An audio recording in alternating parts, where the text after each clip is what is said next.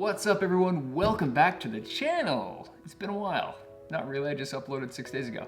But in this video, I'm gonna talk about the DJI Inspire 2, specifically my love and hate relationship with it, and is it still worth investing in an Inspire 2 in 2019? I don't know, stick around.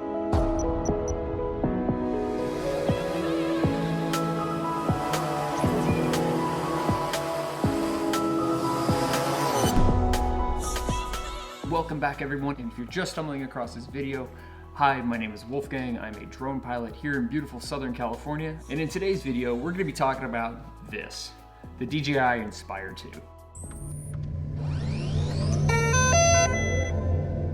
It's been about 2-3 years since the release date of this, and I thought, why not make a video about my personal experiences? And from what I've gathered and reading in various Facebook groups and from fellow Inspire 2 operators, it's had its fair share of issues. And with a $10,000 price tag to as much as $20,000, of course, depends on what you want, it's most definitely frustrated the drone community. I mean, let's face it, these things are as much as a car, like an SUV, like a Hyundai or a Mazda or a Honda. They're expensive, point being. Now, my intent with this isn't to bash DJI, because let's face it, when their products do work as intended, they are absolutely unstoppable machines. I mean, the stuff that these things can produce is crazy to me. I mean, I've pretty much only shot with DJI products since the beginning. I've even used their Phantom 3 Pro to shoot for network television and feature films. Like networks, like Lifetime Movie Network, Amazon Prime, which is, it's insane when you think about it. That little plastic drone putting out that kind of footage, it was pretty impressive at the time. I'm dating myself back to about 2015. I purchased my Inspire 2 pretty much as soon as it became available. I think it was like January 2nd, 2016. Actually, I was in New Zealand on my honeymoon when I bought it. I was pretty excited when I watched all the commercials and I knew I was about to get my hands on it. And fast forward to when it finally showed up on my doorstep, oh my God. I mean, look at this thing. I was freaking excited. Have I got something to show you guys?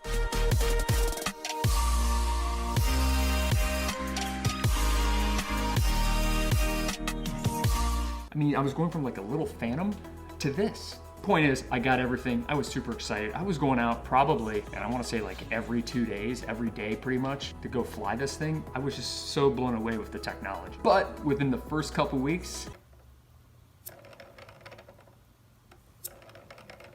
that should not be happening. Yep, red propeller noise. And apparently I wasn't the only one either. Thankfully, it was a relatively easy fix. I came up with my own solution. If you guys want to check out that video, if you're still having the issue, which you're probably not, I did a video to kind of show how I fixed it myself. And then I also reached out to DJI customer service, which as you know is a complete nightmare, but they sent me brand new propellers with foam inserts. And then after that, about a month later, bam, I was out getting some B-roll footage for a feature film, and then this happened. And what you're looking at right now is a screen grab from a shot, and as you see the red line, there's a glitch in the image. I was sitting down going through the dailies with the director, and we stumbled across that, and we thought maybe it was his system, but it ended up actually being a loose connection. These guys right here, they feed into this. So whenever there's vibrations in the drone, it's causing these images on my video. I mean, it was super embarrassing. And what was it? The gimbal vibration board. And keep in mind, I've replaced this gimbal vibration board 3 times.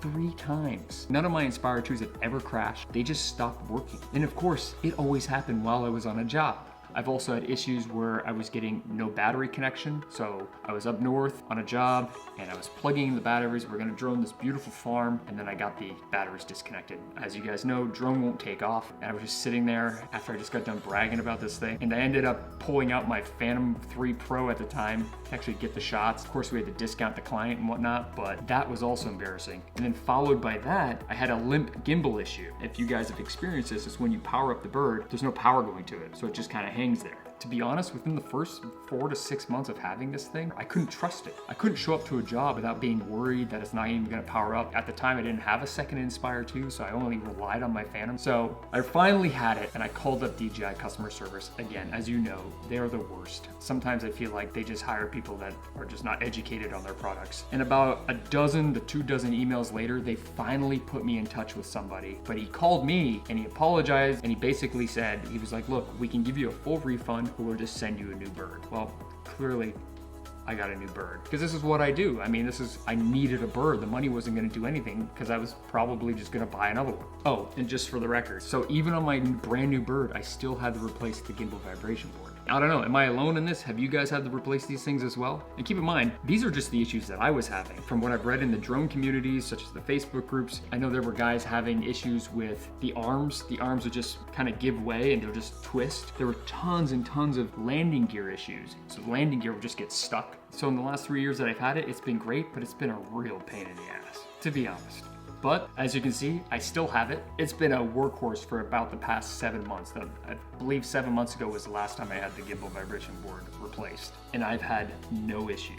It's been great. But yes, it's driven me nuts. I mean, let's face it, right? This thing does produce some great footage. There's nothing really comparable unless you start strapping an Arri or a Red to a heavy lift. There's really nothing else on the market that can beat this. So with that being said, are we gonna see an Inspire 3? From DJI's track record, it looks like they tend to release something every 2 years. I mean, they've been talking about a Phantom 5 for I don't know how long, and we thought they were gonna release it at CES or NAB, but they didn't even show up to NAB. So who knows? Maybe we will see an Inspire 3. My predictions on the Inspire 3, if they were to release it, I can see them extending the flight time, maybe introducing higher capacity batteries. I know they did that with the Phantom 4, because right now we're pushing realistically, we're probably getting 17 minutes per flight, which isn't too bad. I can also see them either adding more sensors, beef them up a little bit. I know it's Vision Sense. Maybe if they were to replace it with sonar, just so it could work at nighttime. I don't know, I think that'd be pretty cool. And also a full frame sensor. I mean, you guys know, we're expecting a full frame sensor. I mean, we have the X5S Micro Four, we got the Super 35 with the X7.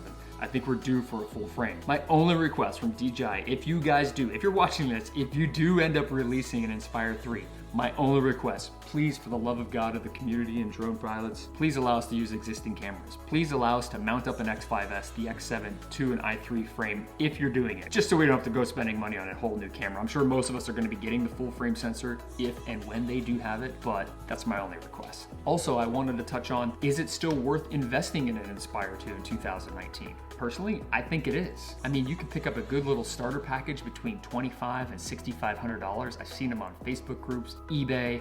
I mean, let's face it, when this thing is working, it's remarkable. And look, even if DJI did come out with an Inspire 3, let's just say they did. You think everyone's just not gonna use the i2? No, probably not. There will definitely be some cases where a production will call for it just because they want some feature that the i2 doesn't offer. And it's brand new. I see it happen all the time. I mean, 6K raw ProRes footage on the X7, 5.2K raw Cinema DNG and ProRes on the X5S. What more do you want? How many Ks do you really need? I mean, editing 4K footage is a real pain in the ass sometimes, especially if you don't have the right equipment to even cut on it. But you know what? What do you guys think? That was the whole point of me creating this video. I wanna know your opinion. I wanna know what problems you had with this drone. I wanna know your love and hate relationships with it. Well, I hope you enjoyed the video. Again, do you have any Inspire 2 horse stories? If you do, please share them down below. If you don't, I'm super jealous of you. Yeah, you, I'm pointing at you right now, who hasn't had a single problem with their Inspire 2 this whole time. As always, if this video has helped you in any way, shape, or form, go ahead and like the video, subscribe, hit that bell notification. If you guys want to know more about myself, I'll leave links in the description below to my Instagram and Facebook page. Come check us out, drop us a line. We also have an Amazon store. Links also down in the description below. Thanks so much for your time. I appreciate you, and I'll see you in the next video. Bye, guys.